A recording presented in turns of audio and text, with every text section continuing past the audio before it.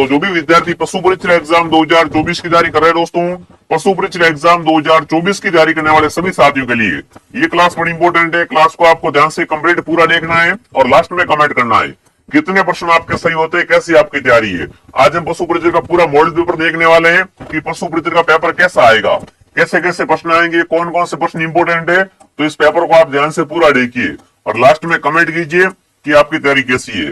तो चलिए विद्यार्थियों, क्लास का पहला ही क्वेश्चन आपके सामने आ चुका है। क्या पूछा है आपसे? आपसे पूछा निम्नलिखित में से सुरती किसकी नस्ल होती है? नस्ल का नाम है सुरती। सुरती होती है ना, ये किसकी नस्ल होती है विद्यार्थियों? भेड़, गाय, भैंस या बकरी? तो देखो सुरती दोस्तों क्या है? भैंस की नस्ल है। सुरती की क्या होती है? भैंस की नस्ल होती है। ऑप्शन नंबर बी, आप सी ऑप्शन आपका सही है। जो भी यहाँ पर भैंस कमेंट कर रहा है, भैंस ऑप्शन आपका सही है। अगला सवाल आपके सामने, बकरी की किस नस्ल को जादुई बकरी कहते हैं? जादुई बकरी किसे कहते हैं? फटाफट कमेंट में छाप दो दोस्तों। जादुई बकरी है वो बकरी की किस नस्ल को कहा जाता है? बहुत अच्छे अच्छे प्रश्न है विद्यार्थियों।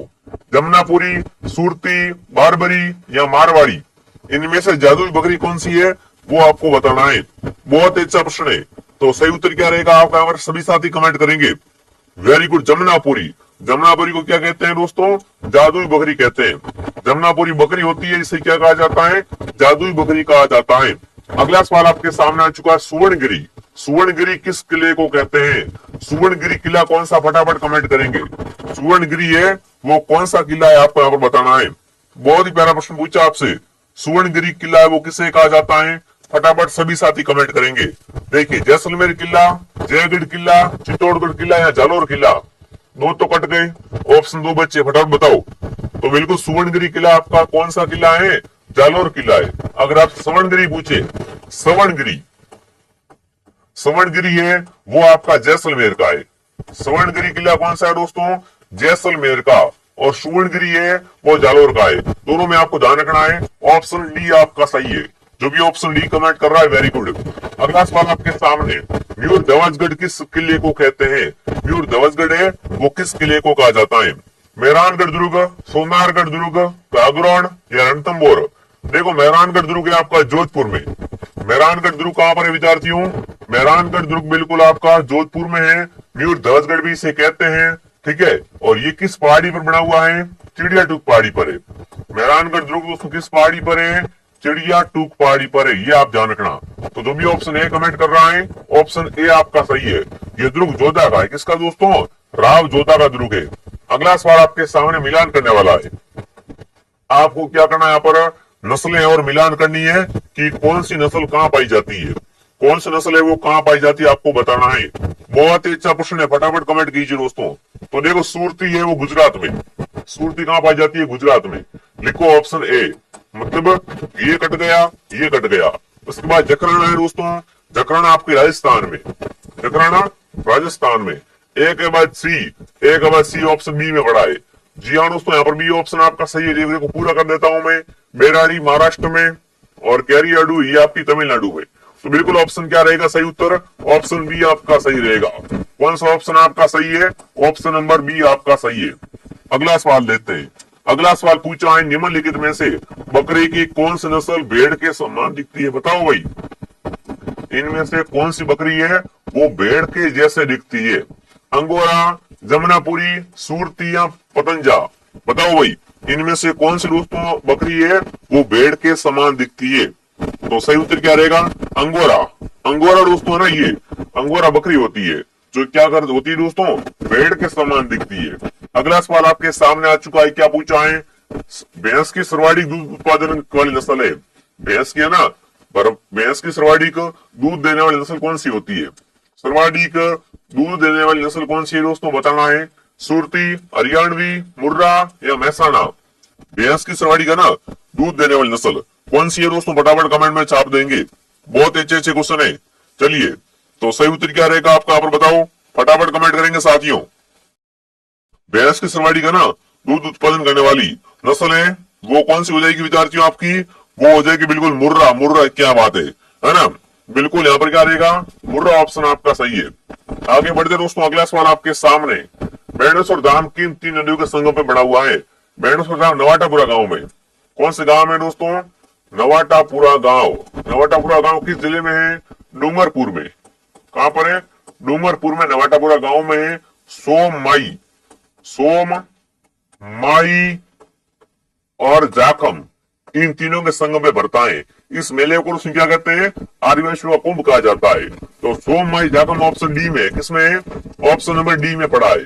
डी ऑप्शन आपका सही है। अगला सवाल आपके सामने, प्राचीन पांडुपोल मंदिर कहां पर है? इंपोर्टेंट प्रश्न है विद्यार्थियों। पांडुपोल मंदिर कहां पर है? अजमेर में, जयपुर में, अलवर में या दौसा में? तो पांडुपोल मंदिर आप अगर पूछ ले एग्जाम में, इन्होंने यहाँ पर माना जाता है पांडुपोल में क्या है दोस्तों? पांडवों ने अपना है ना अज्ञातवास का 1 वर्ष बिताया था, इसलिए इसे पांडुपोल मंदिर कहते हैं, जो कि आपका अलवर में। कहां पर है दोस्तों? पांडुपोल, अलवर में। अगला सवाल आपके सामने, राजस्थान में पाई जाने वाली सबसे अच्छी भारवाही नस्ल कौन सी है? सबसे अच्छी भारवाही नस्ल, बहुत इंपॉर्टेंट प्रश्न है। राजस्थान में पाई जाने वाली सबसे अच्छी भारवाही नस्ल, नागौरी, राठी, हरियाणा या थार पारकर? ये सारी गायों में से अगर बात करें विद्यार्थियों, तो नागौरी बेल क्या करते हैं दोस्तों? कृषि कार्य के लिए अच्छे होते हैं। और भारवाही है ना, ये भारवाही भी दोस्तों क्या है? बढ़िया तरीके से। तो जो भी ऑप्शन ए कमेंट कर रहा है, नागौरी ऑप्शन आपका सही है, ठीक है ना? नागौरी ऑप्शन आपका सही रहेगा। अगला सवाल आपके सामने है, सबसे लंबा दूध काल गाय की कौन सी नस्ल का है? यानी सबसे अधिक दिन तक दूध कौन सी गाय देती है? थार पारकर, मालवी, जर्सी या गिर? बताओ भाई, सर्वाधिक लंबा दूध काल है ना किस गाय का है? जर्सी का। जो भी जर्सी कमेंट कर रहा है, जर्सी का दूध काल, ठीक है ना, जर्सी का दूध काल है वो सर्वाधिक लंबा है।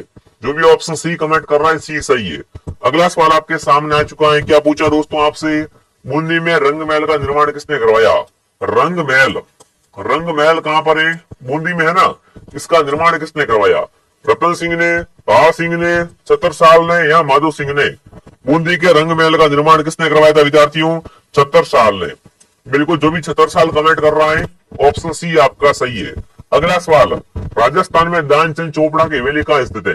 दानचंद चोपड़ा की हवेली, किसकी दोस्तों हवेली की बात हो रही है? यहाँ पर दानचंद चोपड़ा की हवेली की बात हो रही है। बिल्कुल, राजस्थान में दानचंद चोपड़ा की हवेली कहां पर है? अगर आपसे पूछे एग्जाम में, तो बिल्कुल ये कहां पर हो जाएगी विद्यार्थियों? फटाफट कमेंट करेंगे साथियों। सुजानगढ़ चूरू में। कहां पर है? सुजानगढ़ चूरू में क्या है दोस्तों? दानचंद चोपड़ा की हवेली है। ऑप्शन डी आपका सही है। अगला सवाल आपके सामने, राष्ट्रीय ऊंट अनुसंधान केंद्र कहां पर है? वेरी वेरी इंपॉर्टेंट प्रश्न है, एग्जाम में पक्का आएगा। ऊंट अनुसंधान केंद्र, जोड़बीड़ बीकानेर, मखदूम मथुरा, हिसार हरियाणा, अविकानगर में? राष्ट्रीय ऊंट की अनुसंधान केंद्र की बात करें तो सही उत्तर रहेगा जोड़बीड़। क्या रहेगा? जोड़बीड़ में। इसकी स्थापना दोस्तों कब हुई थी? 1984 में इसकी स्थापना जोड़बीड़ बीकानेर में हुई थी। जो भी ऑप्शन ए कमेंट कर रहा है, ऑप्शन ए आपका सही है।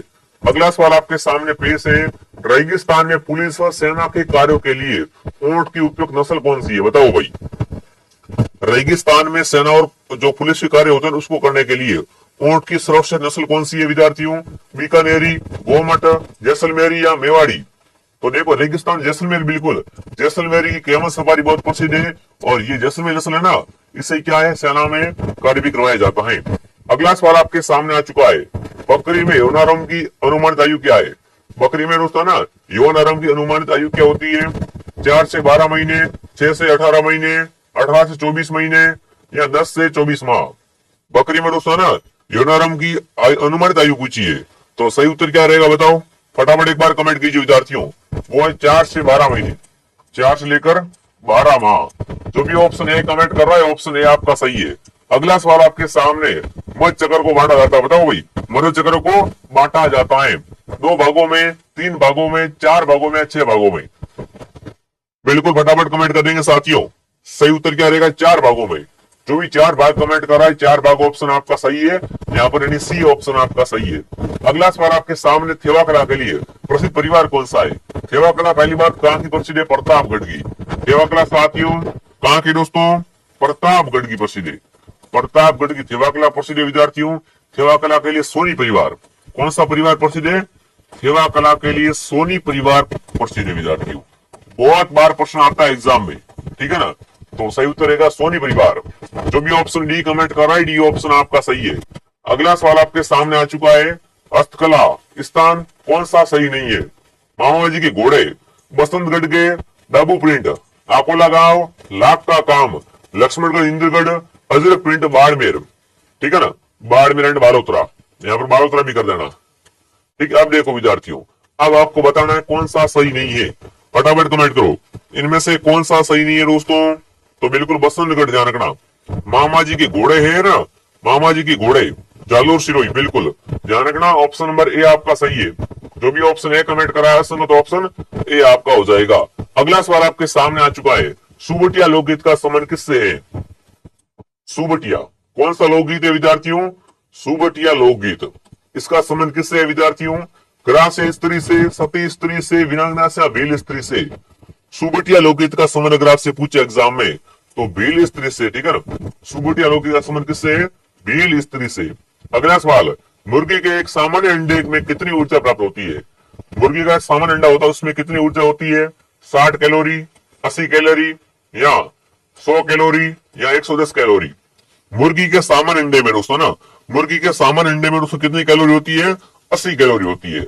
एक अंडे में 80 कैलोरी होती है। ठीक है, जो भी ऑप्शन बी कमेंट कर रहा है बी ऑप्शन आपका सही है। अगला सवाल आपके सामने आ चुका है, क्या पूछा है? CRD रोग किसके कारण होता है? कौन सा रोग है दोस्तों? CRD रोग किसके कारण होता है? जीवाणु जनित है, विषाणु, प्रोटोजोआ या इनमें से कोई नहीं। CRD रोग दोस्तों किससे होता है? फटाफट कमेंट करेंगे साथियों। CRD होता है जीवाणु से। किससे होता है? जीवाणु जनित रोग है। ऑप्शन ए आपका सही है। अगला सवाल आपके सामने, अंडे की टोकरी है ना, अंडे की टोकरी किस शेर को कहते हैं? अंडों की टोकरी बताओ भाई, अंडों की टोकरी है वो किससे कहते हैं? तो अजमेर क्या कहलाता है दोस्तों? अंडों की टोकरी कहलाता है, अंडों का घर कहलाता है, पर अजमेर ऑप्शन में है नहीं। अब बताओ दोस्तों, राजस्थान में अंडों की टोकरी बिल्कुल आपका अजमेर कहलाता है, पर भारत में बिल्कुल हैदराबाद। हैदराबाद एशिया में अगर आपसे पूछे ना, एशिया में अंडों की टोकरी किसे कहा जाता है? तो वो आपका हैदराबाद। जो भी हैदराबाद कमेंट कर रहा है सही है। अगला सवाल आपके सामने, मीराबाई के पिता कौन थे? मीरा जन्मी मेट थे परनाई चित्तौड़। मीरा के पति का नाम भोजराज था और मीरा के पिता का नाम पूछा है। मीरा के पिता का नाम क्या था बताओ? मीराबाई के पिताजी का नाम। बहुत अच्छे अच्छे क्वेश्चन है। जिसने भी क्लास को लाइक नहीं किया, क्लास को लाइक शेयर सब्सक्राइब है ना, क्लास को लाइक शेयर सब्सक्राइब जरूर करें विद्यार्थियों। तो रतन सिंह ऑप्शन आपका सही है। जो भी रतन सिंह कमेंट कर रहा है, रतन सिंह ऑप्शन सही रहेगा। अगला सवाल आपके सामने, पशुपति है ना, पशुपति संप्रदाय का संस्थापक कौन था? लकुलिस, वासव, कौशिक या वसुबंध? बिल्कुल फटाफट कमेंट कीजिए विद्यार्थियों, आप सभी का इंतजार है कमेंट का। पशुपति संप्रदाय का संस्थापक पूछे तो क्या रहेगा? लकुलिस ऑप्शन आपका सही है। जो भी लकुलिस बता रहा है वेरी गुड। अगला सवाल, राजस्थान में सर्वाधिक महत्वपूर्ण लोक देवता माने जाते हैं। राजस्थान में सबसे इंपोर्टेंट लोक देवता कौन है? तेजाजी, कबीर, तुलसीदास, सूरदास? सीधी बात है तेजाजी। जो भी ऑप्शन है कमेंट कर रहा है तेजाजी को है ना, तेजाजी को धौलावीर भी कहते हैं। अगला सवाल आपके सामने, पाबूजी का मुख्य तीर्थ स्थल। पाबूजी क्या है? ऊंटों के देवता है। पाबूजी को ऊंटों के देवता कहते हैं विद्यार्थियों। मारवाड़ में सर्वप्रथम ऊंट किसने लाए थे विद्यार्थियों? मारवाड़ में सर्वप्रथम ऊंट लाने का श्रेय पाबूजी को जाता है। पाबूजी ऊंटों के देवता है। पाबूजी का उन्होंने रेबर जाति होती है और पाबूजी का तीर्थ स्थल, पाबूजी का मुख्य तीर्थ स्थल कोल्लम, कहां पर है? कोलमुंड में। जो भी ऑप्शन सी कमेंट कर रहा है सी ऑप्शन आपका सही है। अगला सवाल दोस्तों, पारंपरिक आहार देने वाली मुर्गी की आयु होती है। पारंपरिक आहार लेने वाली मुर्गी आयु उसकी कितनी होती है? 20 सप्ताह, 12 सप्ताह, 8 सप्ताह, 6 सप्ताह। पारंपरिक आहार देने वाली मुर्गी की जो आयु होती है विद्यार्थियों वो आपको बताना है। सही उत्तर क्या रहेगा बताओ फटाफट। बिल्कुल आपका सही उत्तर क्या हो जाएगा विद्यार्थियों? पारंपरिक आहार देने वाली मुर्गी की आयु कितनी होती है? 8 सप्ताह। जो भी 8 सप्ताह कमेंट कर रहा है सी बता रहा, सी सही है। अगला सवाल आपके सामने आ चुका है, क्या पूछा है दोस्तों आपसे? आपसे पूछा मुर्गी के चोंच काटने की क्रिया कहलाती है। मुर्गियों में चोंच काटने की क्रिया को क्या कहते हैं? कैंडलिंग, हिचिंग, डीबिकिंग या उपयुक्त सभी? मुर्गियों में चोंच काटने की क्रिया को कहते हैं वो आपको बताना है। बहुत ही अच्छा प्रश्न है, चलिए फटाफट कमेंट कीजिए। तो उसे भी दोस्तों डीबी किंग कहते हैं। क्या कहते हैं? डीबी किंग कहा जाता है। अगला सवाल आपके सामने आ चुका है, क्या पूछा आपसे दोस्तों? आपसे पूछा हाथी महोत्सव आयोजन करते हैं, बताओ भाई हाथी महोत्सव कहाँ मनाते हैं? हाथी महोत्सव कहाँ मनाया जाता है? उदयपुर, कोटा, अलवर या जयपुर? हाथी महोत्सव का आयोजन है वो जयपुर में। हाथी महोत्सव का आयोजन महाराष्ट्र में जयपुर में किया जाता है विद्यार्थियों, ध्यान रखना, ठीक है ना। अगला सवाल आपके सामने आ चुका है, राजस्थान में पोमचा क्या है ना? महिलाओं की ओढ़नी विशेष को कहते हैं, पुरुषों का सापा है, महिलाओं की ऊन की साल है, या आदिवासी महिलाओं में वस्त्र है? बताओ भाई। पोमचा, पोमचा पीले रंग का होता है और ये क्या है? महिलाओं की विशेष ओढ़नी है जो पुत्र के जन्म पे, पुत्र के जन्म पे ओढ़ी जाती है। जो भी ऑप्शन ए कमेंट कर रहा है ऑप्शन ए सही है। अगला सवाल, साइलेज की कटाई किस समय की जाती है? साइलेज की कटाई कब करते हैं? बताओ भाई। बुआई के 15 दिन बाद, फसल पकने के बाद में, दाने की दूधिया अवस्था पर, या उपरोक्त सभी? साइलेज की कटाई कब होती है? दाने की दूधिया अवस्था पर। जो भी सी कमेंट कर रहा है सी सही है। अगला सवाल आपके सामने पूछा है, क्या पूछा है? लोबिया किस ऋतु में उगाई जाने वाली दलहनी फसल है? लोबिया कौन सी फसल है? लोबिया फसल है वो किस ऋतु में उगाई जाती है? रबी, खरीफ, जायद? रबी, खरीफ या जायद, है ना? तो सही उत्तर रहेगा खरीफ में। लोबिया क्या है? खरीफ की फसल है। अगला सवाल आपके सामने, पशु में गलघोटू बीमारी का कारण है? पशु में कौन सी बीमारी दोस्तों? गलघोटू बीमारी। और पशु रोग से 1% तो 100% आएगा। गलघोटू रोग का कारण क्या है? जीवाणु, विषाणु, फफूंदी या प्रोटोजोआ? गलघोटू रोग दोस्तों जीवाणु जनित कैसा रोग है? जीवाणु वाला रोग है। ऑप्शन ए आपका सही है। अगला सवाल आपके सामने, आपसे पूछा है पशुओं में खुरपका मुंहपका बीमारी का कारण है? खुरपका मुंहपका बीमारी, जीवाणु, प्रोटोजोआ, विषाणु, वायरस या फफूंदी? खुरपका मुंहपका में क्या होता है दोस्तों?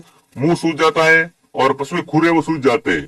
ठीक है। और ये दोस्तों बिल्कुल आपको बात करें अगर कि दोस्तों किससे होता है? वायरस से, बिल्कुल विषाणु से होता है। सी ऑप्शन आपका सही है। अगला सवाल आपके सामने, रकन किसका आभूषण है?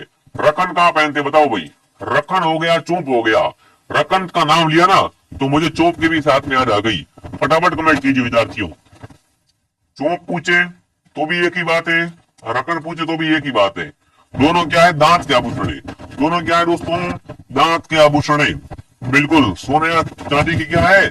दांतों में कील जड़वाई जाती है। अगला सवाल आपके सामने, आपसे पूछा है दोस्तों, तिमणिया नामक आभूषण कहाँ पहनते हैं? तिमणिया या कंठी कह सकते हो, कंठी। कंठी पर मोर बोले वही वाली, है ना? तो कंठी गले में पहनते हैं। कंठी है वो गले में पहनी जाती है। अगला सवाल आपके सामने, दामन करोड़ अंजन क्या है?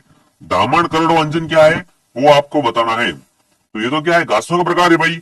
अरे दामन घास, करड़ घास, अंजन घास, मतलब ये क्या है? राजस्थान में घासों की किस्म है।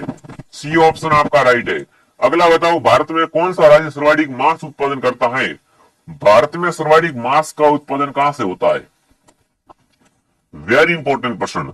भारत में सर्वाधिक मांस का उत्पादन तेलंगाना, राजस्थान, महाराष्ट्र या उत्तर प्रदेश? फटाफट कमेंट करेंगे साथियों।